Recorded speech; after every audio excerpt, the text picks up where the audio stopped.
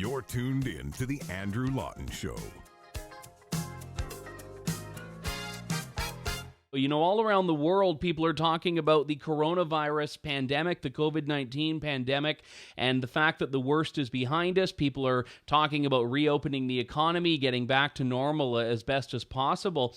Yet there's a story that hasn't really been told in the mainstream media here, and that's that in the country of Iran, the deaths continue to mount. A new report from the National Council of Resistance of Iran will today suggest that around 50,000 people have lost their lives in Iran to COVID-19. Now, that's horrific on the surface, but also even more so when you take into account how vastly different that number is from Iran's official tally, which is just a fraction of that. I want to speak about this with Ali Safavi, an official with the National Council of Resistance of Iran, who joins me on the line now. Ali, thank you so much for coming on today. Great speaking with you.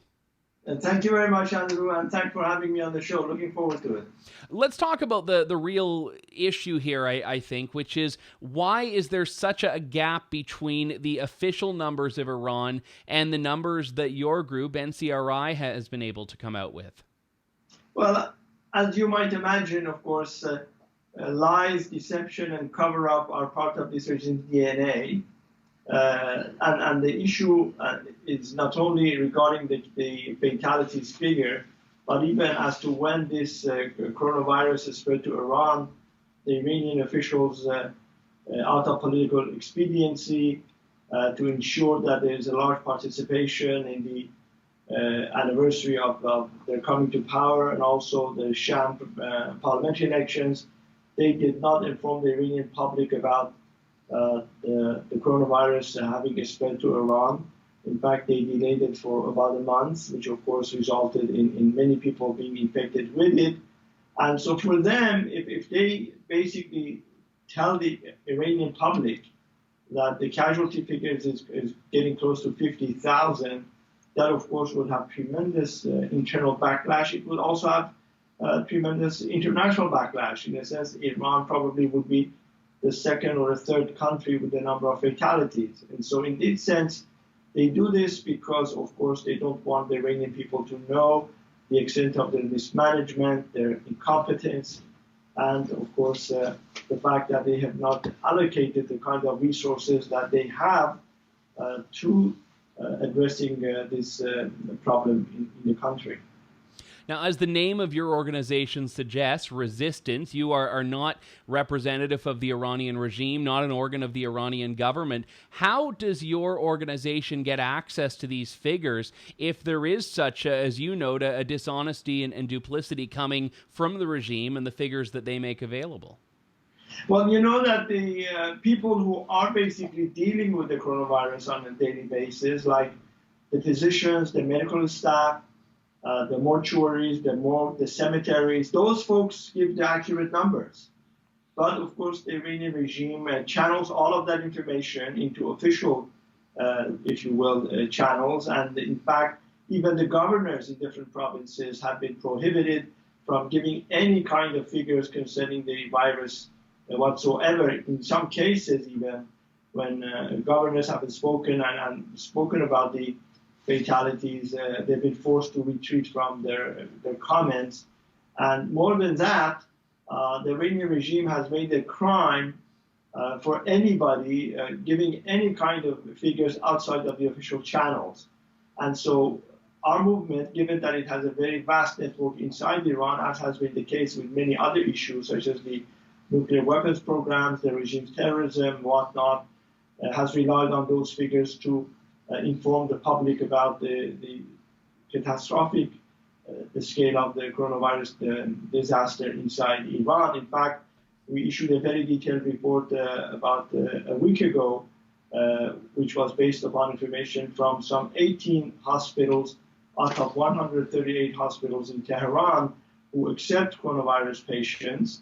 And based on that, we determined that the number of fatalities in Tehran itself at least 10,000, which is 3,000 more than the total casualty figure that the regime has announced so far.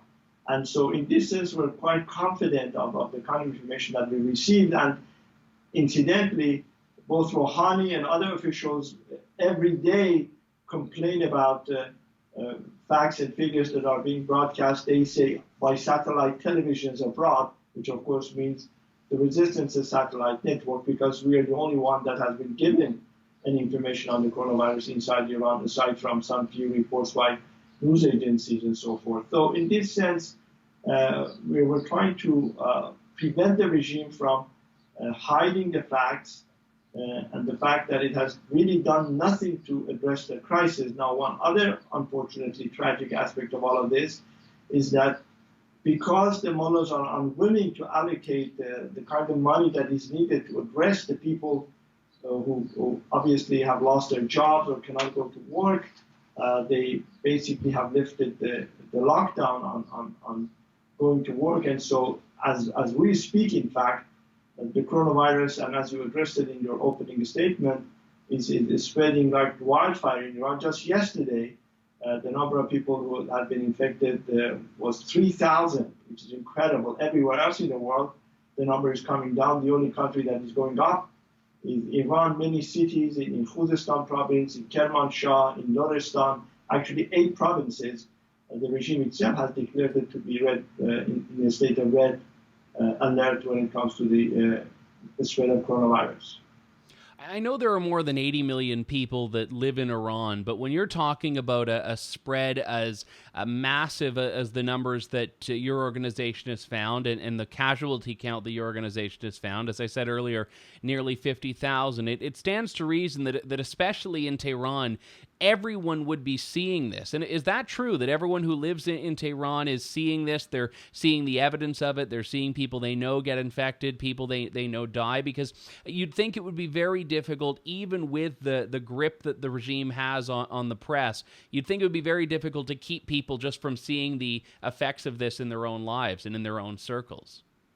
Absolutely. In fact, in a sense, the regime's figures and Rouhani going on television every day, that has become a laughing stock. And people are, sarcastically have made a mockery of what he says. In fact, his remarks, and like officials in the health ministry, is in dramatic contrast with the statements by medical sciences universities across the country, by anybody who's like a lot of physicians who are dealing with the crisis. In fact, a few weeks ago, dozens of Iranian physicians dealing with this crisis wrote a letter to Rouhani and said the statistics you're giving is not the actual figure, and that you're not really doing anything to curb the spread of the virus because you're forcing people to go back to work. So yes, Iranians are quite aware, I think even more so because they see their loved ones or their friends and their family and their co-workers being infected, and of course, unfortunately, a majority of them die because they don't get the necessary treatment that they require. I know this was something that really came on my radar earlier on in the pandemic, because Canada, as you know, and as certainly many of the people in your organization likely know, has a large population of Iranian Canadians, a lot of travel between the two, especially students and people in the healthcare field. And very early on, we had a lot of our cases in Canada that weren't coming from China, but they were coming from people that had recently traveled from Iran. And I know that other countries have seen this as well. So the inability or unwillingness for the Iranian regime to acknowledge what was happening early on is really something that can be blamed directly for the spread in a lot of other countries, my own included, and I know a lot in the United States as well. Absolutely. You're absolutely correct. In fact, the head of the World Health Organization branch in Iraq blamed the Iranian regime for the spread of virus, not only to Iraq, but to all of Iran's neighboring countries, because as I said, while the virus had spread to Iran, perhaps in late December or early January, we know definitively that some people had contracted the virus as early as January 5th. Rouhani and other folks told the Iranians, we learned about it on the 19th of. So during that time period, thousands of people traveled from Iran to countries in the region, in the Persian Gulf. Also, thousands of them traveled to Europe.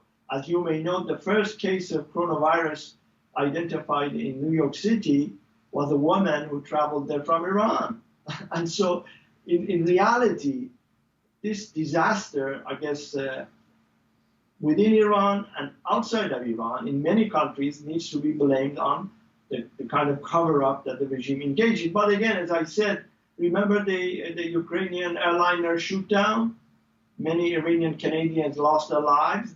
We still don't know what the details are. No. And the regime for 4 days, 3 days, 4 days said, oh, this was an accident. And then they said, oh, yes, it was a Revolutionary Guard missile that had hit the plane. So, as I said, this regime is based upon lies and deception and cover-up. And that is how it has been able to maintain its grip on power. You know, Khamenei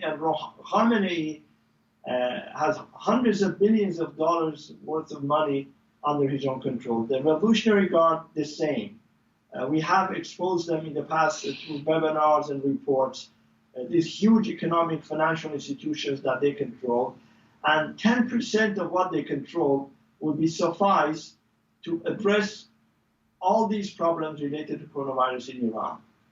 Easily. But they're not spending any of this. Remember that one senior parliament deputy of Iran, of the previous parliament, because now there's a new parliament now, pretty senior figure, he said that they had spent $30 billion in Syria. You know how many people's lives could have been saved with that money? But the priorities of this regime are different. In a sense, in every country, you have governments and the people battling the coronavirus. In Iran, you have the regime and the coronavirus against the people of Iran. And so it is the population that is suffering. But as you say, unfortunately, the scope of this tragedy is now is not just about Iran, it's about the rest of the world and about the international community. And that is precisely why the president-elect of the National Council of Resistance, Mr. Rajavi, has repeatedly called on the international community to take a more proactive approach when it comes to not only the coronavirus issue in Iran, but other aspects of human rights violations. You heard about this young woman being beheaded by her father as part of an honor claim. You hear about arrest of young Iranians, 2 award-winning Iranian students being arrested by the regime back on May 5th because of their ties with the main component of the NCRI, the Mujahideen Khalq. Yesterday, Ibrahim Raisi, the head of the judiciary, spoke at length about the 1988 massacre of tens of thousands of political prisoners. And you know, they just elected Mohammad Bagher Ghalibaf as the parliament speaker, who has a long record of killings and massacring Iranians. And he brags about his role about the suppression of the 1999 protests and other protests inside Iran. And now he's become the head of the legislature. And Ibrahim Raisi, who's by any measure a mass murderer, is the head of the judiciary. I'm glad you mentioned the international community here, because I know that there's been a huge problem in that a lot of people around the world, myself included, have been able to point to the links between the World Health Organization and China, and really, I think, an unhealthy and very undemocratic deference that the WHO tends to have to China. The story that hasn't been told as much is the Iranian factor, and that's part of the reason I've been following this, and I wanted to have you on the show today. Do you think that the international community has failed the Iranian people by how it's handled the pandemic, either on a global scale or even just in the part of the world that we're talking about now?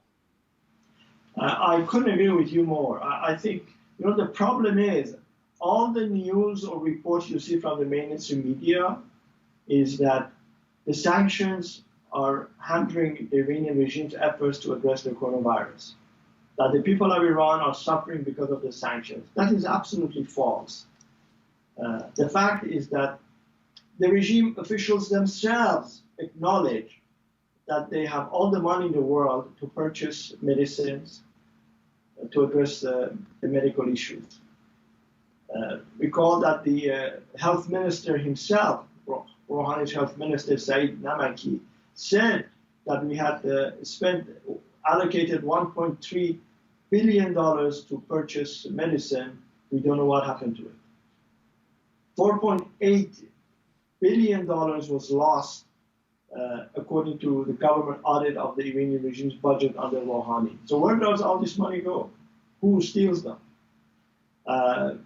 The daughter of a foreign minister is now being charged nominally, I should say, for hoarding a lot of medicine, engaging in price gouging, and basically diverting the medicine that had come to Iran to the Revolutionary Guard, who sell the medicine in the open market 10 times the price.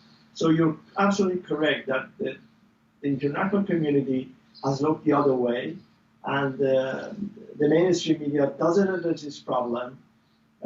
It seems as though it's the outside world that is the villain and not the mullahs who have basically looted and fleeced Iran out of its natural resources. You know, Iran is a country where it's the second largest gas reserves in the world, was the fourth largest exporter of oil in the world.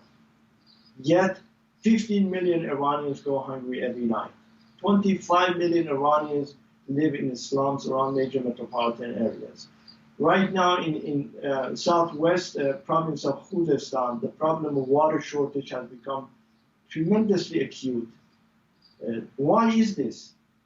Because the Revolutionary Guards have built all these dams and they're diverting the water to their own projects from the farmers.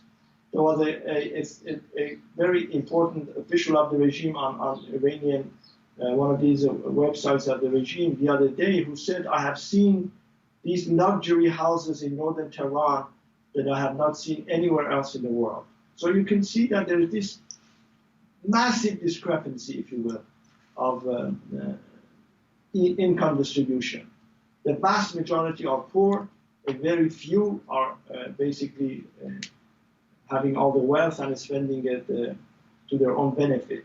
In a country where you see the budget for the Revolutionary Guards and the security forces and the military, roughly about $55 billion, and the budget for the health system, healthcare, medical care, only $16 billion, that tells you what the priorities of this regime are. And indeed, with Khamenei speaking a week ago before some the pro-regime students, he said, I want a government, a Hezbollahi government, and my ideal president is somebody like the eliminated notorious Revolutionary Guard Quds Force commander Qasem Soleimani. And that is why you see now the Speaker of the Parliament, Mohammad Bagher Ghalibaf, a sort of a colleague and protege of Soleimani, and in fact he said, I'm going to follow in the footsteps of Soleimani, and I'm going to avenge his elimination. So this is really the problem, and naturally the international community has not risen to its obligations and standards when it comes to the issue of Iran. Just, I guess, as a closing question here, Ali, because when you're talking about these sorts of numbers, if the regime is trying to pretend it has everything under control and there's no problem, that means that the regime is not responding to the crisis. And I know that, as you note, they've prevented money from getting to actual support. They've turned away Doctors Without Borders because, the doctors weren't apparently approved by the Iranian regime. And they're trying to pretend that they don't need the help. So where does it go from here? Well, I think at the end of the day, and we've said this many, many times, Rajabi has said it time and again, that the ultimate solution to all of this problem is to overthrow this regime. And I think the Iranian resistance is hard at work to bring that about. Recall that in November of 2019, there were anti-regime protests in more than 160 cities across the country in all 31 provinces. 1,500 people were massacred, many of them young people shot in the head and in vital organs by the security forces. Ironically, after a 7-month delay, 2 days ago, the Interior Minister, Rahmani Fazli, said,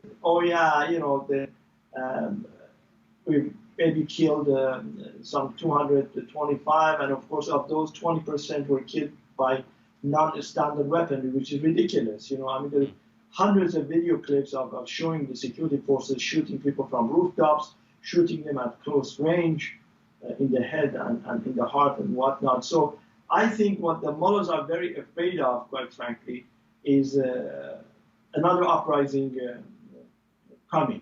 And the resistance units of the MEK have been quite active across the country. Every day they are engaging in acts of resistance, and the regime keeps talking about it day in and day out.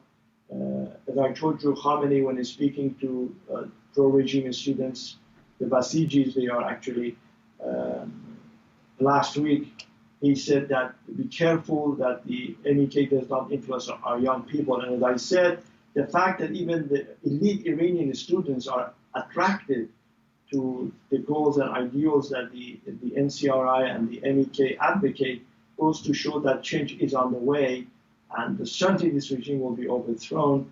And what is needed, I think, is some sort of recognition that this regime is an inhuman regime that has lost all legitimacy among its own people, and that the Iranian people and opposition needs to be assisted to finally end this 40 years of dark rule that has brought nothing but death, destruction, not only to the people of Iran, but also to the rest of the region. Ali Safavi, official with the National Council of Resistance of Iran, the Foreign Affairs Committee, joins me on the line now. Ali, thank you so much for your time. Really appreciate it. Thank you, Andrew, for giving me the opportunity, and keep safe. Thanks for listening to The Andrew Lawton Show. Support the program by donating to True North at www.tnc.news.